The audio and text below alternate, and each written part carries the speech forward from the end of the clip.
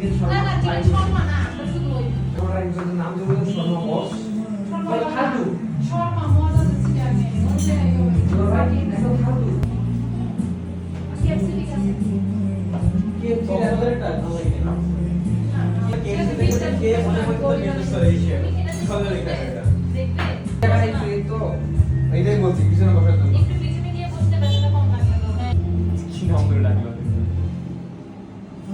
মানে যখন খালি মিট বক্স দিতাম ওটা তো ঠিক থাকে তোমরা এই পিৎজা হাটের পিৎজাটা একটু ভালো চা লং ডিসের পিৎজা সেই লং ডিসের আমরা তো জিজ্ঞেস করে গেছি তাও ভালো লাগে ডমিনোস থেকে পিজা নিতে পারছো সজিব ভাই পিৎজা হাটের